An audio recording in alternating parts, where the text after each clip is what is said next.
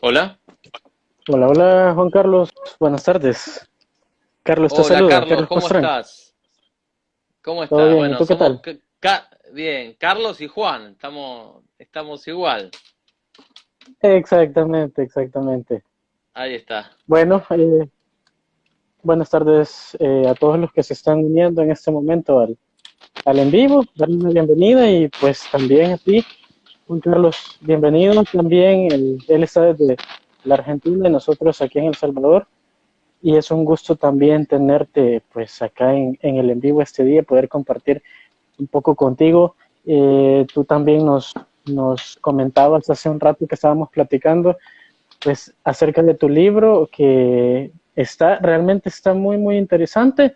Este libro, Lenguaje, Ideología y Poder, ¿verdad? Entonces, eh, pues, me pareció bastante, bastante interesante el título de este libro y quisiera comenzar el en vivo pues que nos comentes un poco acerca de ti, quién es Juan Carlos Monedero y cómo surge la inspiración para este libro que nos da mucha enseñanza realmente en el tema que tratamos actualmente de la ideología de género. La verdad es que el género autobiográfico no es lo que más me gusta Okay. y, y a veces tengo cierto pudor natural, sobre todo, bueno, estamos en las redes sociales y esto puede llegar muy lejos. Pero lo que te puedo Sí. decir es que a lo largo de los últimos años yo fui recopilando información, leyendo, registrando, asociando ideas, bajo, digamos, la inspiración de una formación que yo recibí. Gracias a Dios, mi Sí. familia me bautizó, me educó y me enseñó el bien y el mal, me enseñó a respetar la justicia, me dio el ejemplo.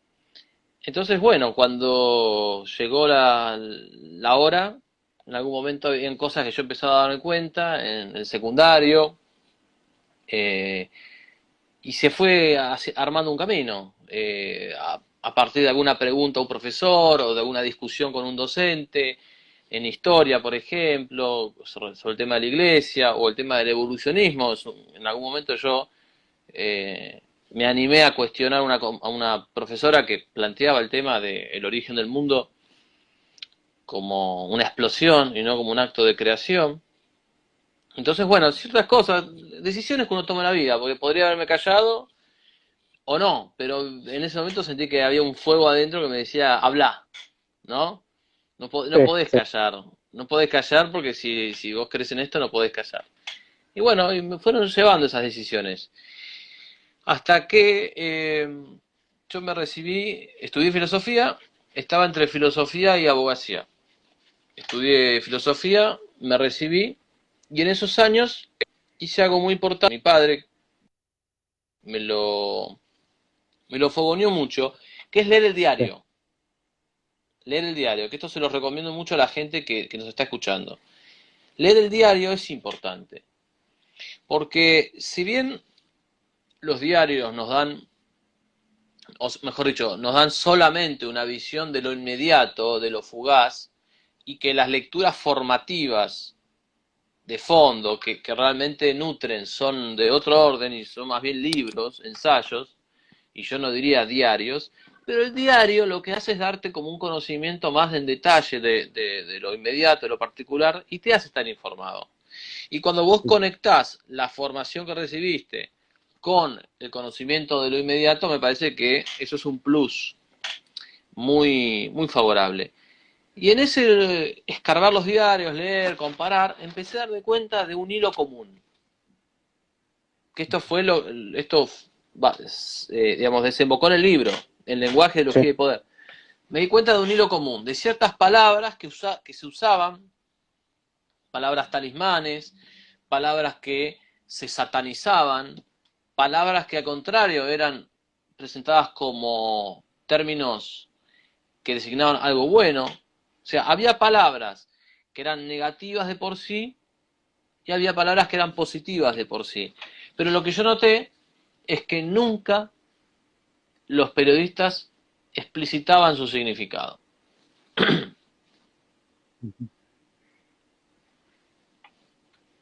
Ok, de acuerdo. Y es interesante lo que tú nos comentas de las palabras porque precisamente tu libro nos habla el lenguaje y tú nos comentabas antes, un par de horas antes, pues que hay palabras que intentan suavizar lo que esta ideología está tratando de vender. Y es bajo ese sentido, como tú lo mencionas, de no expresar el significado real de lo que se está diciendo, sino ocultando este significado. Quisiera tal vez si nos puedes compartir pues estos ejemplos de este lenguaje que disfraza muchas cosas. Sí, encantado. Hay varias estrategias. Una, como tú dices, es el reemplazo de una palabra por otra. Uh-huh. O sea, quitarle hierro a una palabra. El típico ejemplo, que ya el Papa Juan Pablo II lo decía en su documento Evangelium Vitae, década del 90, el típico ejemplo, ¿no? Sacar la palabra aborto y poner la palabra interrupción del embarazo. Que Sí. incluso acá en Argentina lo han convertido en una sigla, porque si se pone una sigla, parece que también se le quita crudeza. Después hay otras palabras. Salud reproductiva, para no decir aborto, porque queda mal decir aborto, es como muy duro. Sí. Muerte digna, para no decir eutanasia. En otro orden de cosas, no tanto con el tema de género, pero sí con el tema de la historia de nuestra civilización, que es hispano-católica y que recibe la influencia del derecho romano y de la filosofía griega, el reemplazo de la palabra Hispanoamérica por la palabra Latinoamérica. Te fijarás que todos los que están en la órbita del marxismo cultural nunca usan la palabra Hispanoamérica, sino que usan el término Latinoamérica. Y así hay un montón de ejemplos. Oculta la palabra sexo para no decir género. Ahora cuando tú tienes que completar, por ejemplo, un formulario, tienes que completarlo, entonces ya antes decía masculino, femenino. Sexo, vos completabas tu nombre, tu apellido, masculino y femenino. Ahora dice género. E incluso algunos ponen género masculino, otro. Como diciendo, bueno, cualquiera cosa que tengan. Otro pone género fluido. O sea, empiezan a inventar, para no decir padre y madre, dicen progenitor 1 y progenitor 2. Es decir, se empieza a quitar las palabras, se empieza a negar el derecho a usar las palabras que nos conectan con nuestras realidades más fundamentales, la familia, Sí. la sociedad, los lazos. La palabra patria también se empieza a dejar de usar. Entonces, empieza a ganar terreno el concepto de nación, que no está mal, o más impersonalmente el concepto de país, Estado. Pero si te fijas, la palabra patria tiene toda una connotación más que toca el corazón de las personas. Patria, patriotismo. Mientras que Estado es como más aséptica y designa más bien la organización, la forma en que los tres poderes del Estado se distinguen entre sí y delegan funciones, pero no remite a toda una riqueza cultural, a un bagaje cultural, a una tradición. Más bien es algo como más seco. Y nosotros, de alguna manera, vamos aceptando ese cambio de palabras. Por eso, mi libro justamente intenta hacer un desafío a no aceptar ese cambio de palabras y a procurar restaurar el lenguaje verdadero, el lenguaje auténtico. Vaya, y en este tema, como lo que tú nos comentas, el tratar de restaurar, pues estas palabras que se han venido usando, que tienen su significado, que realmente es el nombre real de las cosas, pero que se está intentando cambiar. ¿Cómo podemos nosotros, por ejemplo, ante esta corriente, cuando, por ejemplo, alguien te puede decir, pero es que es una palabra y cómo esto me puede afectar, cómo nosotros tratar de luchar con esta corriente, con este pensamiento que se está infiltrando, principalmente pues en las escuelas o en diferentes ámbitos de la vida. En primer lugar, tenemos que nosotros capacitarnos. Entonces, uno tiene que estar suficientemente seguro de lo que está diciendo. Y para eso hay que estudiar. ¿Por qué? Porque la persona que no está segura, cuando defiende una idea y empieza a tener problemas, empieza a sentir críticas, objeciones, bueno, si no está segura, empieza como a achicarse, empieza a desvanecerse y baja los brazos. Es lógico, yo no le puedo pedir a alguien que no está seguro, no le puedo pedir que se sacrifique o que luche o que defienda una idea cuya seguridad no le consta, cuya verdad no le consta. Entonces lo primero que hay que hacer es eso. Si nosotros estudiamos y profundizamos, adquiriremos la seguridad interior y la fortaleza interior para salir a decir esto y para resistir los embates que seguramente van a venir. En segundo lugar, yo diría que hay también una cuestión de argumentación. Se puede argumentar y se puede demostrar por qué mejor esta palabra y no esta otra. Por ejemplo, cambio de sexo, está mal dicho.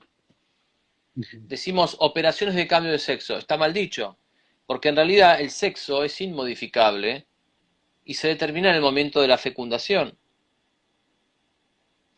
Lo que se pueden cambiar son los caracteres sexuales secundarios. Y siempre que se cambian, digamos, es una agresión contra el cuerpo que de alguna manera busca volver a su equilibrio y que lucha contra esos agentes externos que lo quieren llevar hacia caracteres sexuales del sexo opuesto. ¿Sí? Sí, Pero sí. entonces ahí tenemos una explicación científica, no es un capricho mío, no es una cuestión de que me levanté de mal humor y que no quiero el enfoque de género, no, es una cuestión Sí. científica, o sea, se define en la fecundación. Por lo tanto, no está bien usar esa palabra, está mal. Y tenemos que empezar a restaurar de alguna manera la ética en el lenguaje. No podemos pensar que da lo mismo. Restaurar la ética no significa solo evitar la vulgaridad, la grosería, que eso está muy bien. Sino restaurar la ética significa no pensar en términos cuantitativos, sino en términos cualitativos. Por ejemplo, muchas veces en los grupos pro vida a lo largo de Hispanoamérica está esta discusión. Uno dice, no, bueno, vamos a poner este mensaje. Otro dice, no, pongamos esta palabra. ¿Pero por qué esta palabra? No, porque esta palabra pega más, impacta más. Y la otra persona dice, no, pero impactará más quizás, no lo sabemos, pero es una palabra ambigua o no corresponde, o no, no, pero no importa, hay que pensar en el efecto, en el impacto. Entonces empiezan a discutir dos paradigmas de lucha pro vida.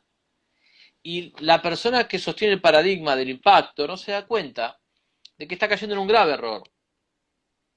Ujú.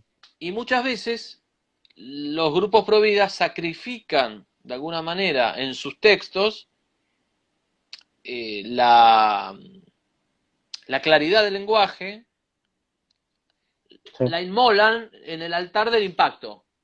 Y quedamos como efectistas, quedamos como gente que solamente quiere producir un cambio en la conducta, cuando nosotros queremos producir un cambio espiritual en la mente. Como consecuencia de esto vendrá la conducta, por supuesto que sí, pero tenemos que poder hacer esa metamorfosis y darnos cuenta que hablar mal es pan para hoy y hambre para mañana, porque si hablamos el lenguaje del adversario, terminamos pensando como el adversario y ahí ya hemos perdido. Sí, definitivamente. Juan, igual, esta tendencia, esta línea de usar este tipo de palabras, de lenguaje, eh, todo esto se está metiendo de manera pues bastante fácil, por ejemplo, en las nuevas generaciones, en los niños, en los jóvenes a través de la educación. ¿Por qué se mete tan fácil? Qué fuerza hay detrás de todo esto que se está metiendo de manera incluso hasta suave, disimulada? Yo creo que hay un conjunto de fuerzas.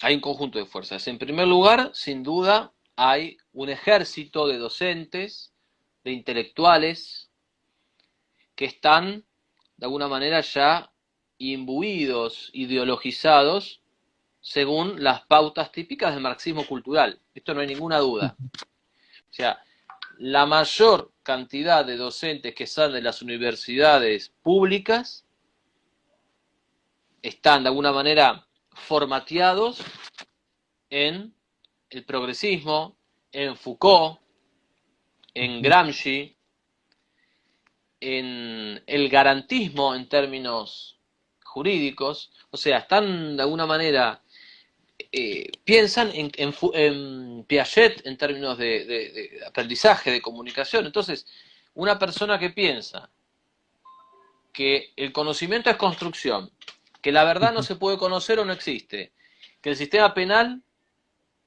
solo sirve para castigar al débil y proteger al fuerte, y que la verdad es una cuestión de poder y no una cuestión de develar el ente, un ente causado que remite a la causa que es Dios. O sea, y bueno, no hay mucho que se pueda hacer. Lo que se busca es alterar la mente de los niños para forjar el día de mañana futuros revolucionarios. O sea, lo que no se pudo lograr en Occidente, en casi ningún país, por la fuerza de las armas, con las guerrillas, con el terrorismo, con distintos movimientos que intentaban tomar el poder y desde arriba hacer una bajada de línea y cambiar la sociedad. Ahora se queda ahora exactamente al revés.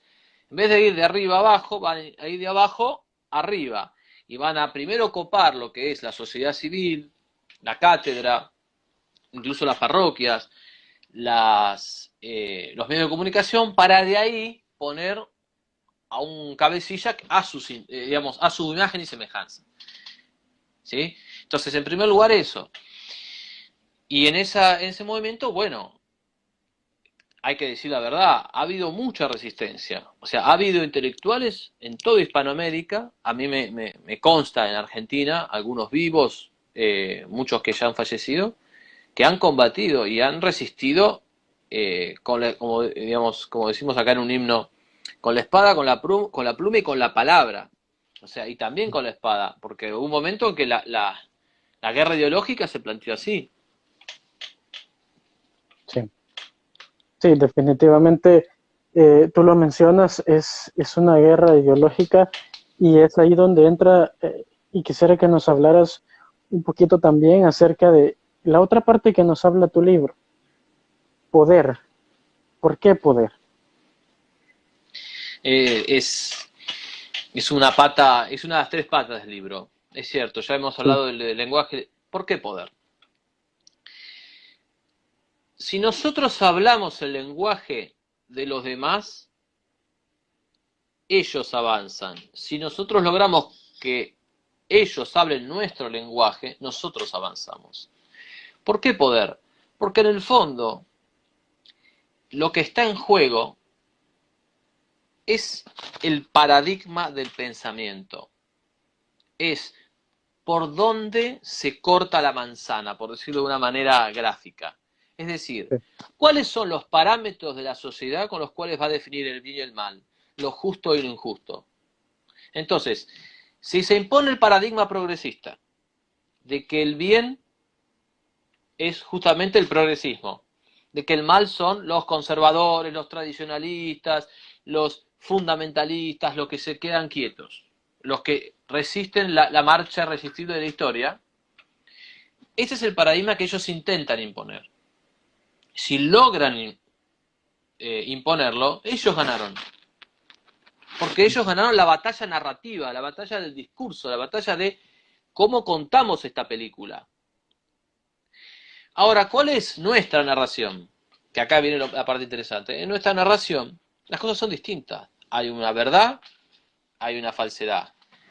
Hay una realidad, hay una mentira. Hay un bien, hay un mal. Hay algo que es bello y hay algo que es feo. Y esa verdad, y ese bien, y esa belleza remite como testimonio a una primera causa que es Dios. Y en esa reenvía a Dios. y esa filosofía natural en la cual nosotros descubrimos verdad, bien y belleza en el mundo, es perfectamente congruente con el mensaje revelado. Entonces, todo lo que sabemos por la razón no se opone a la fe, sino más bien se ensambla con la fe. Esa es la otra batalla narrativa que nosotros, es el otro discurso narrativo que nosotros tenemos. Ahora, tenemos que ser conscientes de que no podemos usar las armas del enemigo para hacer prevalecer nuestro discurso. Por eso es que no se trata de decir, no, bueno, el aborto es progresista o no es progresista. Porque aunque yo estuviese contra el aborto y aunque yo intentara probar que no es progresista, sigo manejándome según los parámetros de que el progresismo es lo bueno. Y ahí, si sigo manejándome en esos parámetros, ¿quién tiene, quién corta, como decimos en Argentina, quién corta el bacalao? ¿Quién define dónde se corta la manzana? Lo define el adversario. Entonces, si yo pienso con los términos del enemigo y me muevo con los paradigmas del enemigo, ¿quién ganó? El enemigo. No gané yo. Exactamente. Sí, definitivamente es un tema de bastante cuidado porque tú nos lo expresas. Ser cuidadosos de no manejarnos con estos términos, aun cuando puedan decirnos, pues la sociedad nos pueda presionar, pero es que esto es lo nuevo, esto es lo bueno, esto es lo progresista, ¿verdad? Como lo quieren vender, pero en realidad pues son términos bastante complejos y delicados. Y es ahí también donde cuando tú nos dices, esto nos remite a Dios, me recuerdo que en una entrevista tú mencionabas el ser humano al inicio contemplaba su estructura y su orden, pero luego se volvió no contemplativo, sino constructor. Y ahí cambió el sistema de muchas cosas. ¿Qué, ¿Cómo podemos, o sea, cómo podemos entender esto? ¿Cómo podemos ver el impacto que tuvo el que el hombre, luego de ver el orden que Dios había puesto, se vuelve modificador de estas cosas? Es muy buena pregunta la que me estás haciendo. Primero que nada hay que rastrear el origen. Es Carlos Marx, precisamente el que dice que a partir de ahora no se trata ya de contemplar el mundo, sino de cambiarlo. Entonces, en el paradigma cristiano de la filosofía clásica, aristotélica tomista, primero hay un ver y luego hay un actuar. Yo no puedo actuar a ciegas. O sea, es como si un médico no se informa de los diagnósticos, no le hace estudios y dice, bueno, ya está, me parece que no, te voy a abrir el corazón. Y por ahí el tipo le duele una muela, pero el tipo, no, te quiero abrir el corazón. Entonces, primero que nada hay un ver. El actuar se subordina a ese ver, se subordina a esa inteligencia. En el marxismo ocurre exactamente lo contrario. El marxismo parte de lo que a él le parece que debería ser la realidad y no le importa cómo es la realidad, lo que importa es modificarla y meter la realidad en ese molde, a como dé lugar. Y si para eso hay que matar gente, perseguir, mentir, robar, exagerar, distorsionar, no hay problema. Hay que meter en el molde la realidad. ¿Sí? Sí. Entonces, una vez que se da esa subversión, ese cambio, está todo listo. Y eso es lo que tenemos que darnos cuenta. Nosotros en Juan 1.1 decimos, en el principio fue el verbo, mientras que el adversario dice en el principio fue la praxis, en el principio fue la acción. Eso es un voluntarismo absoluto que solamente puede llevar al crimen, a la maldad y a la mentira. Y de hecho ha llevado a esto. Entonces tenemos que darnos cuenta de cómo hay una lucha de paradigmas que son irreconciliables. O sea, en un caso hay un ver primero lo que es la verdad y luego obrar. En otro caso hay un obrar para ajustar la realidad a ese molde que tengo y ajustarla si es necesario por la fuerza. Sí, definitivamente. Y esto muchas veces nos envuelve el hecho de decir, son ideas que llegan a veces a decirnos, bueno, hay que cuestionar, hay que hacer, pero nos están llevando por un camino realmente distinto. Cuando nosotros hablamos de el ser humano está orientado a Dios y bajo este orden, nosotros como católicos muchas veces sabemos diferenciar lo que está bien y lo que está mal, pero nos da miedo a veces hablar. Nos da miedo por algo que tú mencionabas en un momento, en otra entrevista, la sanción que se nos pone como sociedad. ¿Cómo enfrentar esta sanción? ¿Cómo enfrentar ese miedo de decir, tengo que defender la verdad, tengo que defender lo que es, aun cuando sé que me van a sancionar? ¿Qué Y esto pregunta, Carlos? Sí, sí, sí, no, siento no, que sí. es Es la pregunta como, clave. sí, y porque creo que cuando tú nos hablas de meter la realidad a la fuerza, esta es una técnica muy usada por el adversario.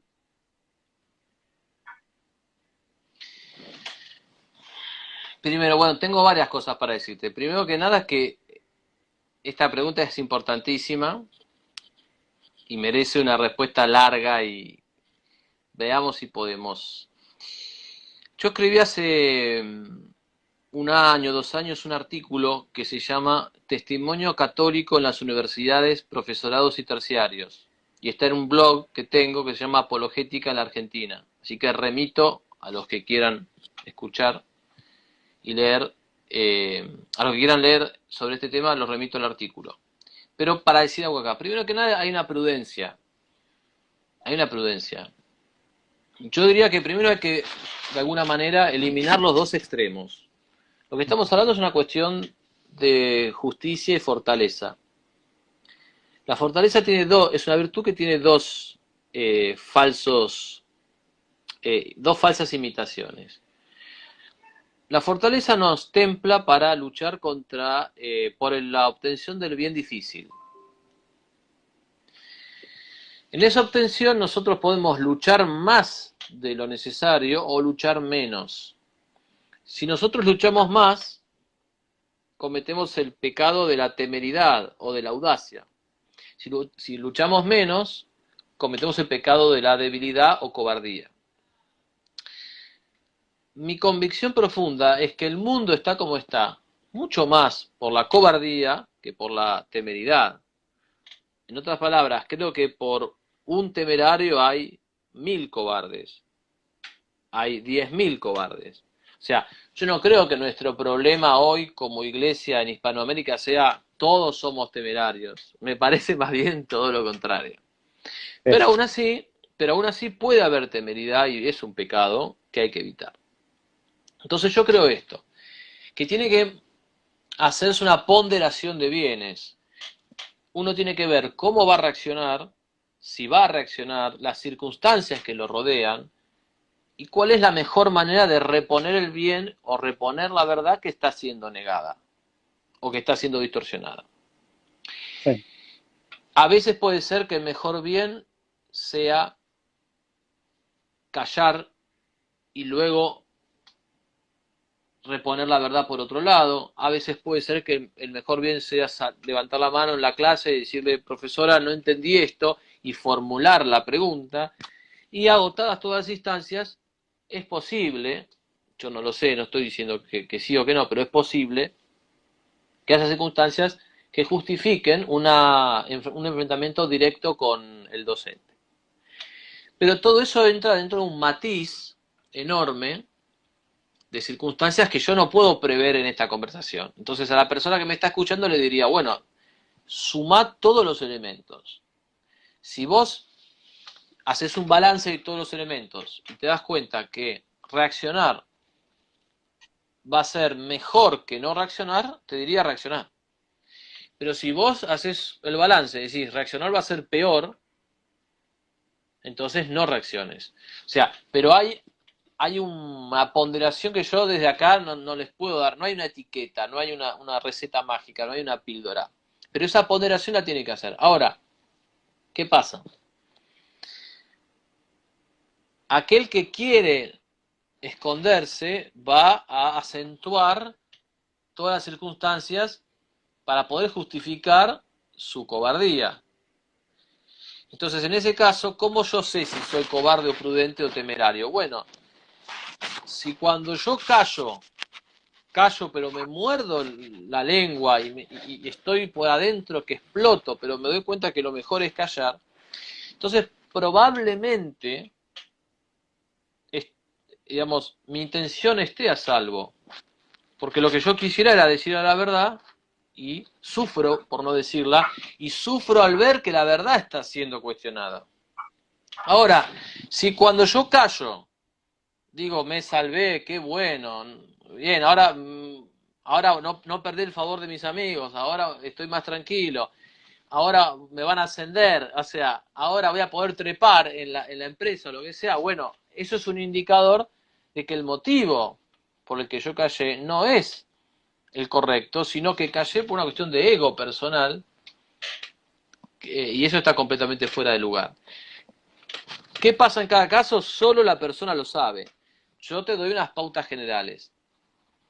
Claro. Sí, definitivamente. Y ahí queda como a discernimiento de la persona, ¿verdad? Del entorno, de dónde se encuentra en ese momento, la situación que enfrente. Y igual, quisiera abordar un poco también algo que tú me comentabas, y es el hecho, volviendo un poquito a los temas de los conceptos, a veces nos hablan de discriminación.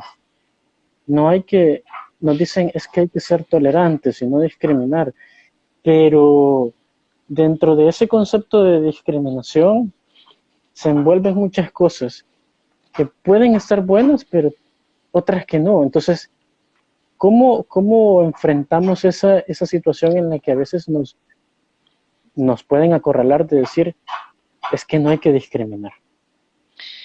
Primero lo enfrentamos con el diccionario.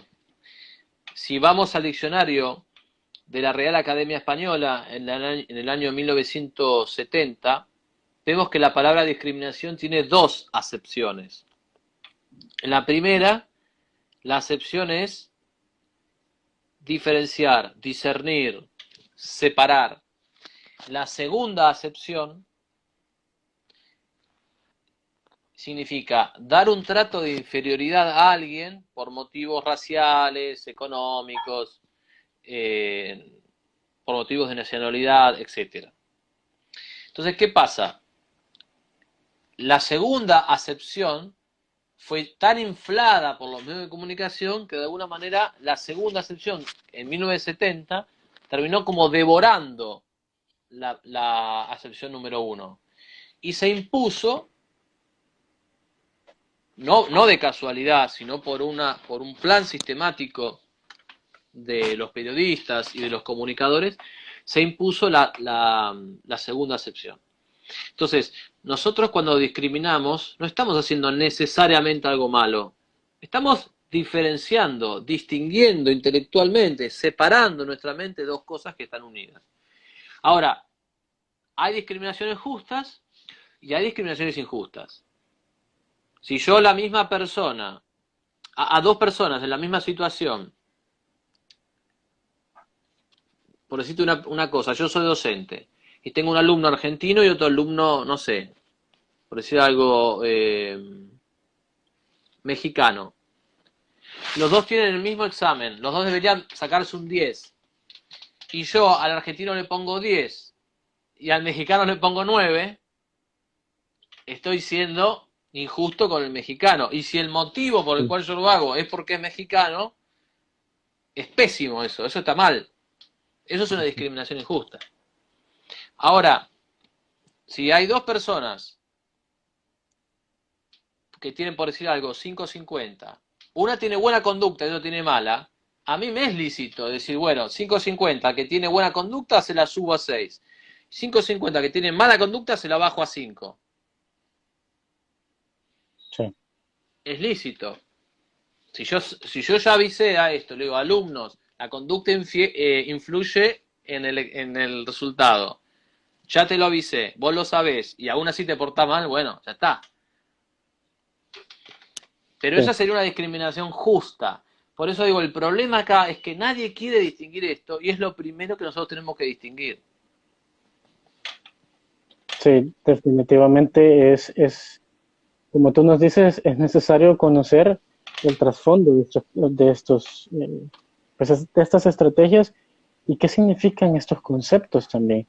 Porque igual supongo que en algún momento, eh, pues a base de la educación en las escuelas o algo, en algún momento pueda llegar un niño y decirle a sus padres, es que dicen que esto funciona bajo este término, el concepto de discriminación o cualquiera de los conceptos que ya hemos tratado.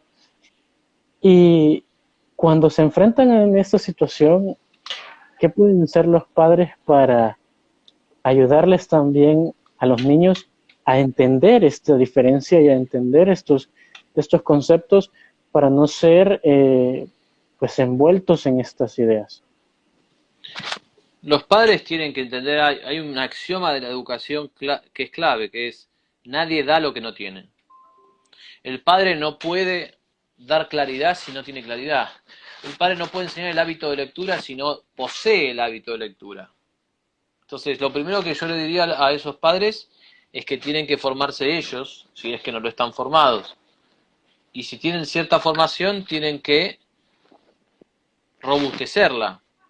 Porque también pasa a veces que nos confiamos, que decimos, no, ya está, yo estudié en la facultad y ya está. No, no, pará, hay que estudiar todos los días, hay que leer todos los días, hay que apoyar eh, nuestro, nuestros codos y que nuestros codos se desgasten. Tenemos que leer, o sea, hay que pensar que del otro lado tenemos adversarios que son psicólogos, son filósofos, son ciencias políticas, son literatos, son escritores, son médicos, son abogados, son economistas, son empresarios. Entonces, no podemos a esta gente enfrentarla con una formación que tuvimos hace 15 años y después no tocamos un libro ni de casualidad. O sea, no podemos banalizar nuestra propia lucha. Sí, Porque eso sería como, definitivamente. claro, eso sería como frivolizar lo mismo que estamos diciendo. Es insostenible. Entonces, en ese sentido, los padres tienen que descubrir el arte de la palabra, tienen que escuchar eh, a grandes doctrinarios. Yo te voy a dar algunos ejemplos. Si buscas en internet, tenés a grandes pedovidas. Yo te voy a hablar de los de mi país, que son los que más conozco. Pero, por ejemplo, tenés a Mónica del Río, a Ricardo Bach de Chazal, tenés a Roberto Castellano, el tema del aborto, ¿no? A Chinda Brandolino. Eh, por ejemplo, el tema de la guerra cultural tenés a Antonio Caponeto, a Enrique Díaz Araujo, tenés más jóvenes, digamos, más tenés, te invito a leer a Eduardo Peralta de la provincia de San Juan, a Tomás González Pondal de la provincia de San Luis. O sea, un blog, por ejemplo, muy interesante, se llama Feminidad Disidente. O sea, hay gente que está estudiando el tema. ¿Cómo olvidar, por ejemplo, al español Juan Manuel de Prada, para no citar tantos argentinos y que no se me acuse de discriminación? ¿No? Juan Sí, Manuel de Prada, que ha descubierto al padre Castellani, el padre Julio Membiel, otro doctrinario importante de mi país, marplatense, que está en Mar del Plata, Mario Caponeto, doctor en filosofía, el padre Alfredo Sáenz, el doctor Hugo Verdera. Es decir, por lo menos en mi país, gracias a Dios, hay una minería de intelectuales y de escritores y de doctrinarios. Entonces, es imperdonable que nosotros no busquemos una conferencia de ellos en YouTube y la escuchemos. Escuchando se hace el oído, ¿no? Dice Aristóteles que la verdad, en realidad dice el logos, la frase de él es, el logos entra por el oído Y los padres tienen que empezar a escuchar esto, a estudiar, a leer, a formarse y luego a practicar en el arte de la palabra para luego comunicar a sus hijos. Y asimismo, la formación no es solamente intelectual, también la formación tiene que ser completa. Entonces, formación en deportes, tienen que procurar que estudien, que practiquen, si es posible, natación, ajedrez, ping-pong, arco y flecha, atletismo, artes marciales, música. Eso es muy importante. Entonces, eso hace que la formación sea completa. No es solamente que alguien lea libros. Está muy bien si tenemos un hijo o que lee libros, pero también tenemos que, por decir algo, si nuestro hijo ya hace mucho deporte, tendremos que equilibrar con un poco de formación intelectual. Si nuestro hijo ya se lee 20 libros por día, tenemos que equilibrar con un poco de deporte. Eso estará en la ponderación de los padres. Cada padre verá. Pero lo importante es que el padre vuelva agradable esto. No que lo fuerce, no que sea, hijo, vení para acá y escuchás esto porque te lo digo yo, porque si no el padre va a volver odioso el contenido formativo y sería lo peor, porque el hijo en vez de terminar amando eso, lo terminaría rechazando. Entonces el padre tiene que imbuirse de esto para poder darlo a su hijo. Y esa es una tarea hermosa de los padres en las que ellos se capacitan a ellos para luego capacitar a sus hijos. Sí, definitivamente es una lucha en la que tenemos que estar preparados, no podemos ir a una guerra sin armas. Tú lo has dicho. Definitivamente.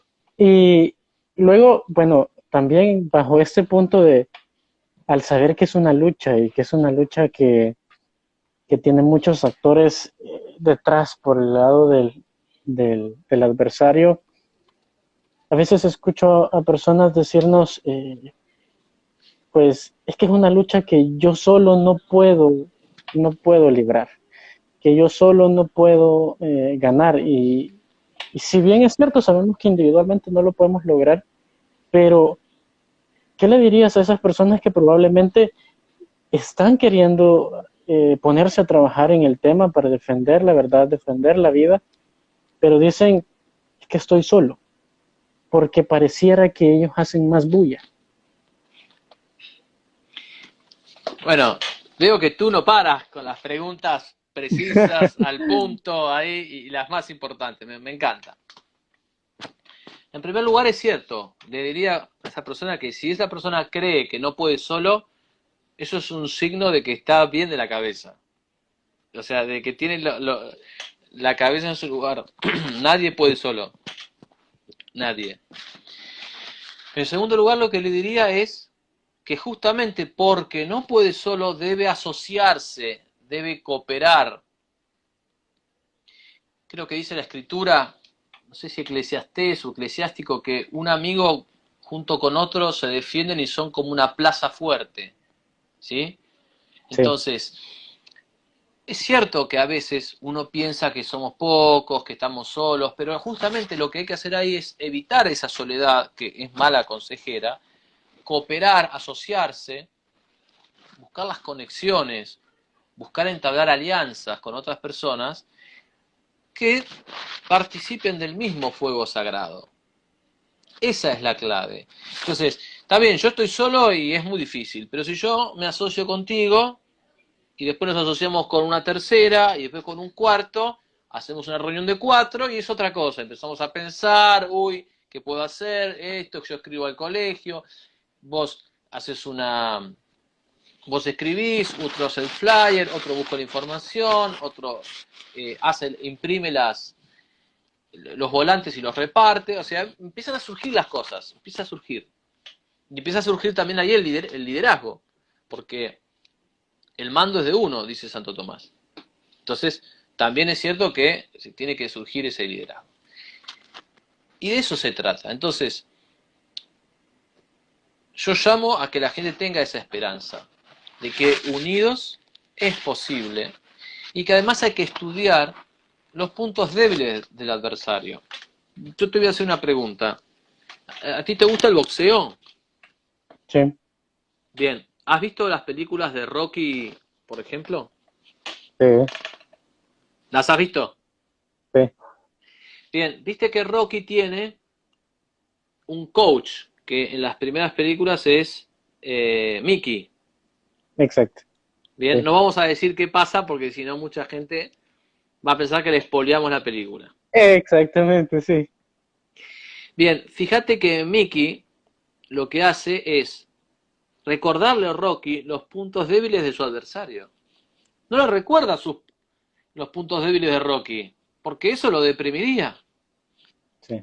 Lo que hace es decirle, por ejemplo, en la uno se dice, no, el punto débil de Apolo es que es arrogante, de que nunca peleó 15 rounds, de que cree que se las sabe todas.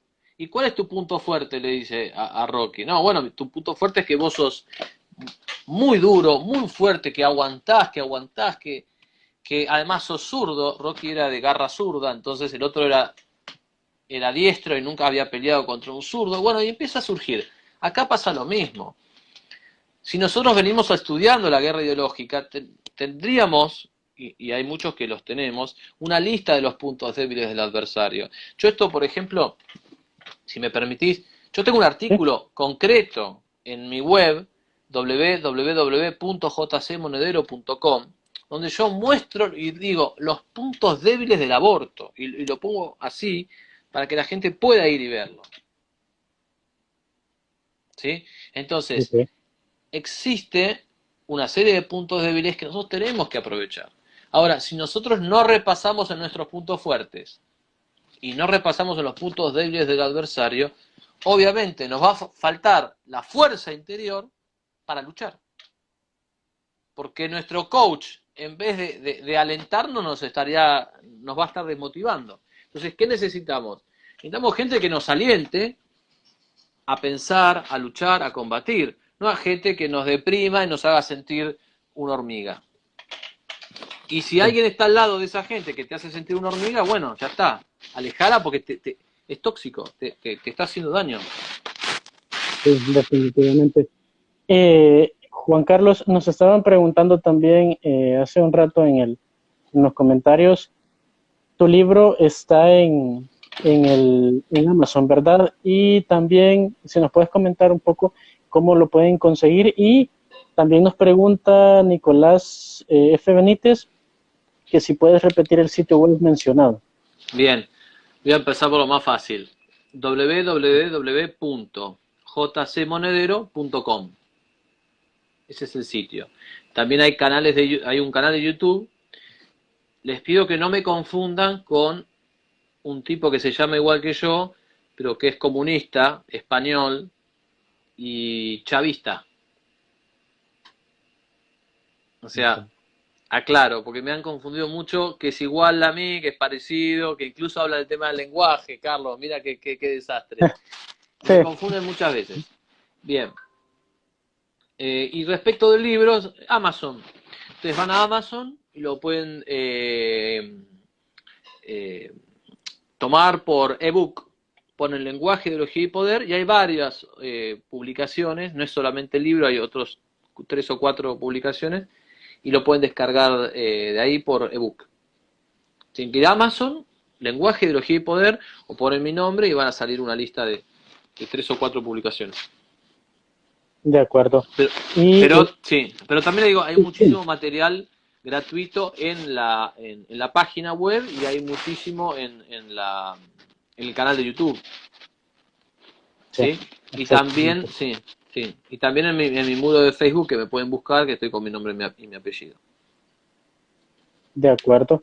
Igual, alguien enviaba un mensaje por otro medio que decía, si nos puedes comentar un poco qué es, tú lo mencionabas al inicio de la entrevista y hemos tratado un poco acerca de esto, pero ¿qué es en sí la idea del marxismo cultural? ¿En qué consiste el marxismo cultural?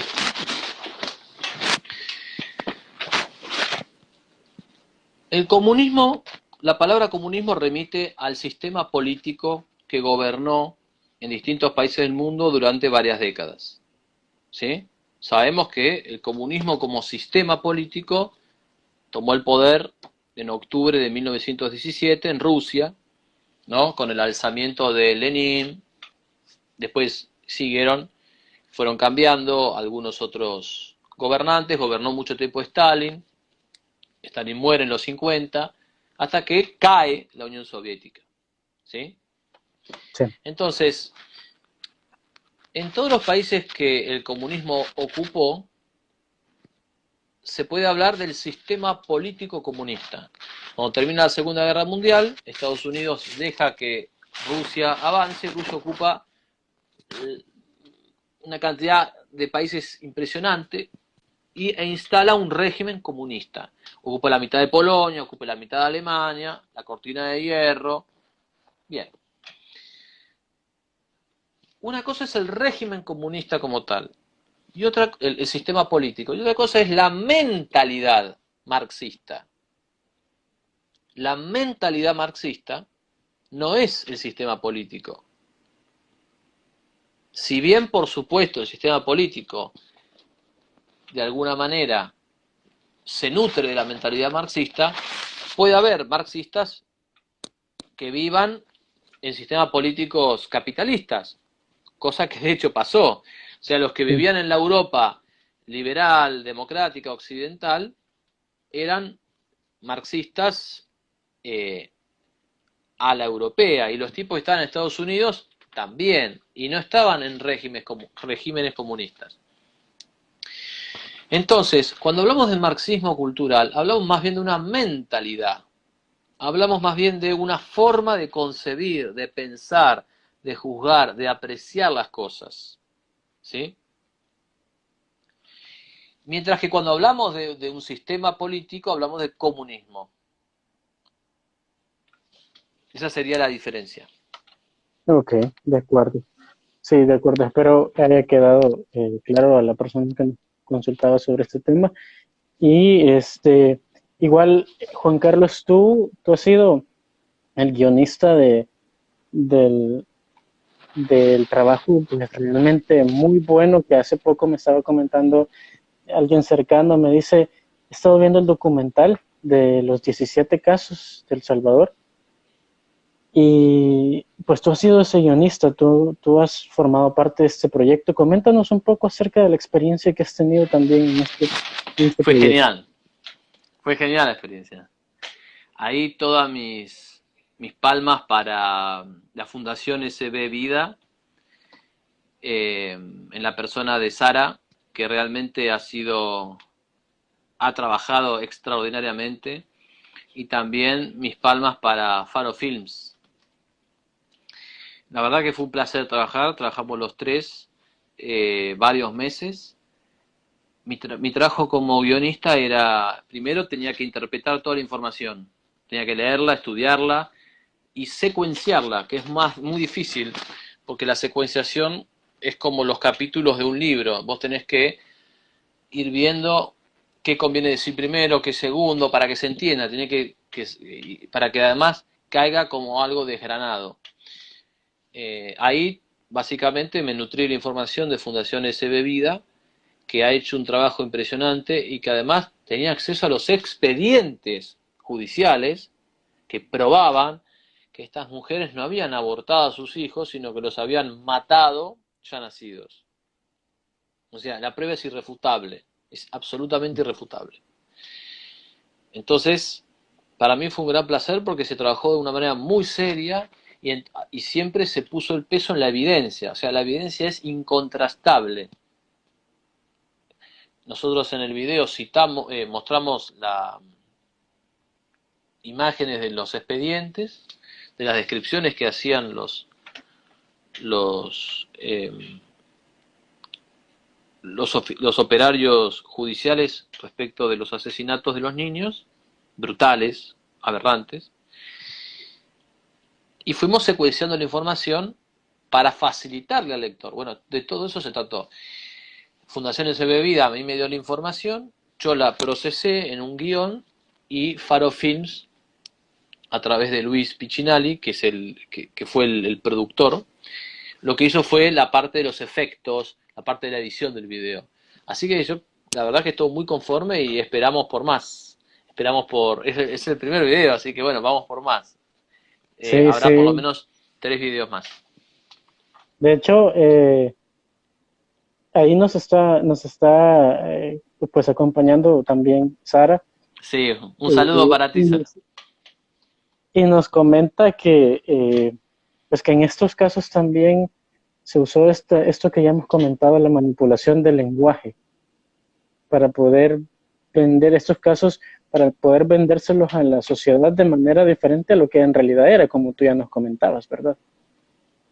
Sí, sí, por supuesto, porque, por ejemplo, o sea, se manipuló el lenguaje, se manipuló la justicia, los mecanismos de justicia, se manipuló la información periodística.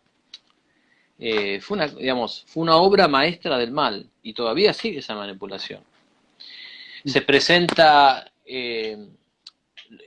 ciertos operarios judiciales le dieron una especie de conmutación de pena a estas mujeres que salieron luego de haber matado a sus hijos ya nacidos y son presentadas como que habían sido condenadas por abortos. No fueron condenadas por abortos, fueron condenadas por homicidios de niños ya nacidos. O sea que la distorsión es completa. Por eso es que es tan importante y tan necesario este trabajo. Que de nuevo, no es que yo solamente soy el guionista, pero la parte más fuerte del trabajo, sin lugar a dudas, la hizo la gente de Fundación SB Vida, que se tomó el trabajo de escanear, de buscar los expedientes y de subirlos a la plataforma y de ponerlos al alcance de todos. Entonces, me parece que es importante eso, reconocerlo. Y